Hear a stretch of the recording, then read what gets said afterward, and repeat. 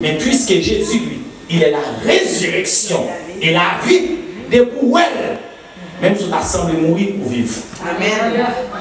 Bon Dieu va cacher toute gloire dans Jésus. Voilà pourquoi il dit dans Romains 3, verset 23, car tous ont péché et sont privés de la gloire de Dieu. C'est la présence manifeste de l'être de Dieu. Tout le monde privé de ça. Parce que tout le monde péché. Mais ça me ramène dans Jean, chapitre 17. Jean, chapitre 17. L'Éternel part une déclaration que je me ramène en paix. Du verset 20 au verset 24. Jean 17, 20 au 24. Dès que je m'en petit passer avant, parce que comme je dis à son introduction, Jean 17, 24.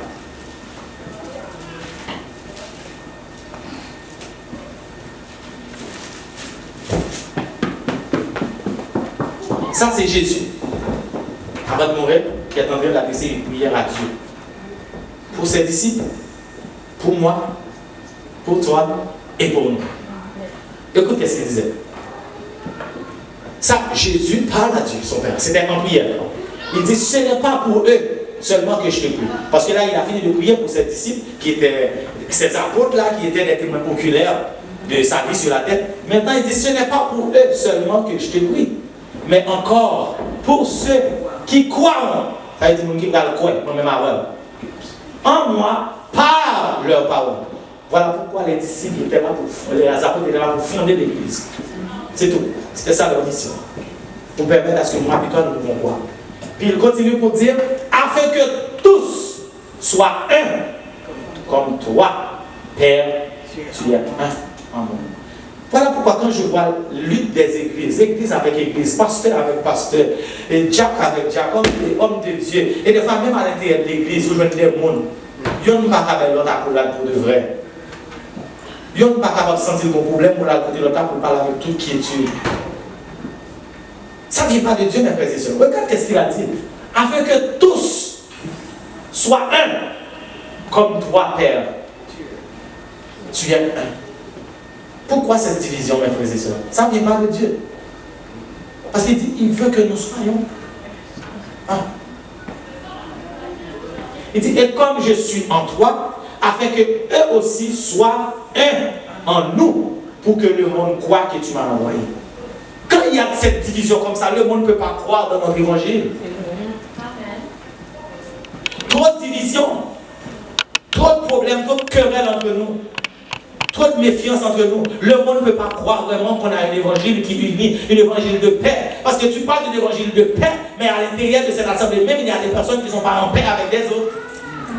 On parle d'évangile d'amour, mais toi, tu n'as pas l'amour pour le frère ou la soeur. Comment le monde va croire dans cet évangile-là? Pour que le monde croie, il dit, je l'aime. Mais côté de la parole.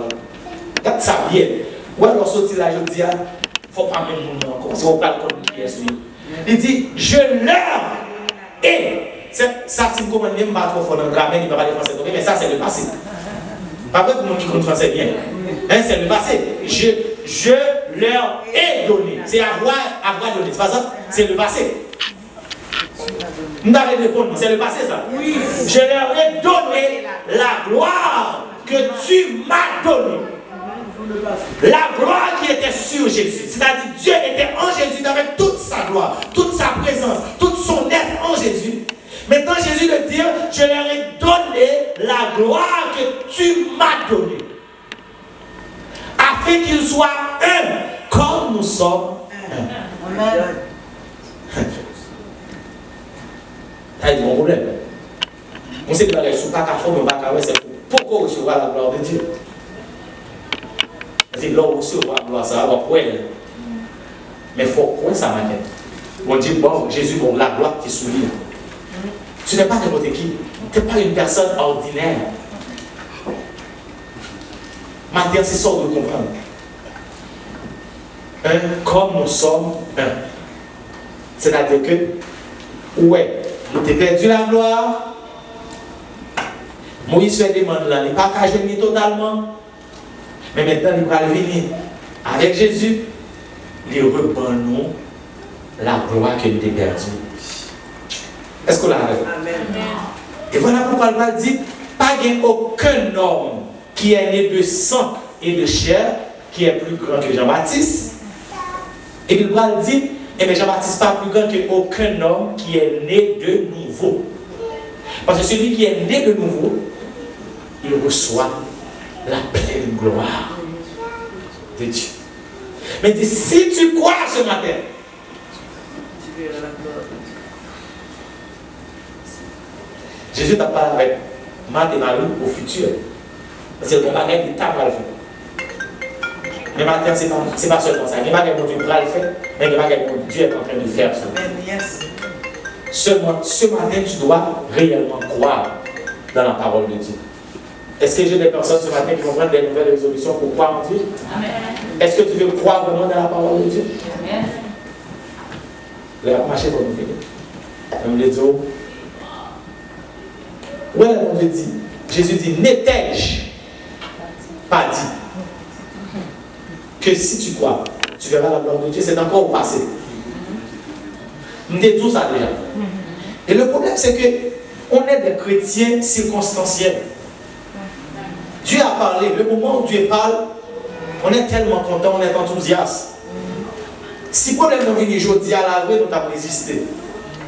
Mais puisque ça vous dit, c'est après une semaine, 2 semaines, ou bien 3 mois, nous allons les venir nous lire tout ça qu'on Dieu dit. Nous mettons tout en papier maintenant et puis nous avons un problème dans la face. Mais le bon Dieu te dit ça, il n'y a pas tout le travail qui a un problème dans une semaine et 2 semaines, mais il connaît ça qui a venu.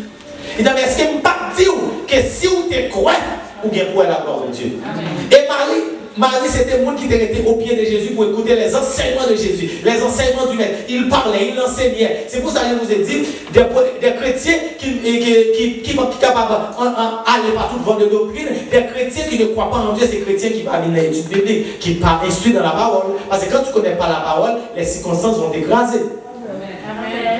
Parce que moi, j'aimerais vous dire, on va voir ça dans les jours qui arrivent. Il y a ce qu'on appelle l'épreuve de la foi. Une foi qui n'est pas éprouvée n'est pas une vraie foi. Amen. Amen. Je ne vais pas rentrer dans le détail, mais le bon Jésus parle là, Abraham agit, il dit maintenant, Amen. Je sais que tu aimes. Amen. C'est l'élèvement du sacrifice là. Il va offrir petit par la foi. Et Abraham pendant ta sacrifice là. Il dit que les serviteurs retentent nous là, moi et mon fils, nous allons dans la montagne pour adorer l'Éternel. Tu vas offrir un sacrifice, mais tu vas adorer. Donnez-nous ces chrétiens d'aujourd'hui qui comprennent que moi, quand je donne 100 $, je donne 50 $, je donne 20 $ à l'église, c'est une adoration. Est-ce qu'on l'a fait?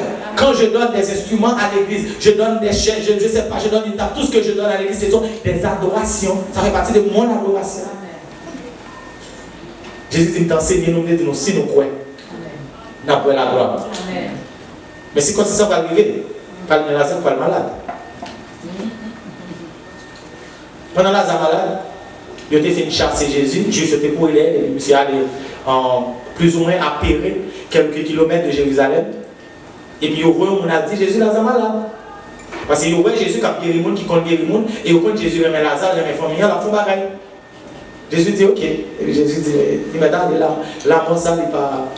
Maladie, ça va pour la mort. Mais c'est pour la gloire de Dieu. Il m'a dit. Bon, Jésus dit pas pour mourir. La maladie n'est pas pour la mort. Mais c'est pour la gloire de Dieu. Mais il mourit quand même. Puis il ne faut pas prendre ces personnes-là comme des cons.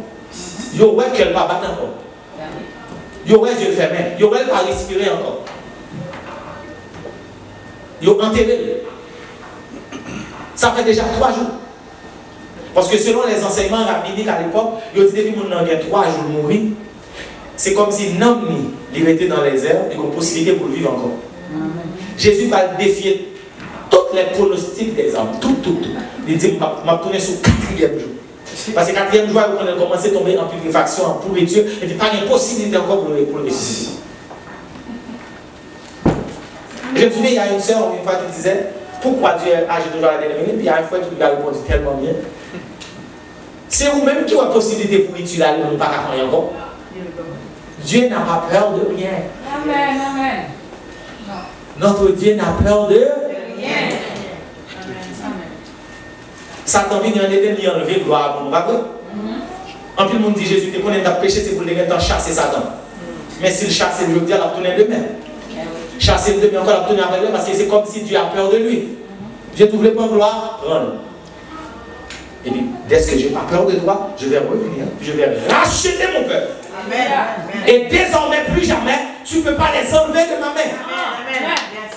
Amen. Le diable ne peut pas ravir les chrétiens entre les mains de Dieu. Je parle bien les chrétiens, pas les venants à l'église, pas les membres de la nouvelle vision. C'est pas ça que je veux dire, les chrétiens, les chrétiens. Et puis Jésus va venir, 4e jour, il va venir prier, il y a un problème. Disciples de Jésus, Thomas qui était dit, il dit Jésus, nous ne pas qu'à Jérusalem, nous avons chassé Jérusalem, et pour pas le tourner, nous n'avons pas de problème. Jésus dit, dans la journée, il y a 12 heures. Il n'y a pas qui fait dans tes lèvres, mais il n'y a pas tout fait le jour. Et dit Jésus, Dieu a tout à manger déjà, il est capable de retourner. Et puis Jésus dit, mais non, il n'est pas mort, il s'est dormi après nous. Il dit, mais une raison de plus, la réveiller après, on va plus aller. Tellement il a peur. Il a peur aller à Jérusalem pour pas mourir. Et Thomas dit, pas un problème, monsieur n'a plaisir, nous allons mourir. Les gens dans une situation de Nouveau Testament, ils demandent mon Dieu pardon tout péché, et c'est ça que monsieur fait, ils disent, nous allons mourir. Mais il va aller Jésus dire. Madeleine va avec d'abord. C'est comme si Madeleine reprochait Jésus.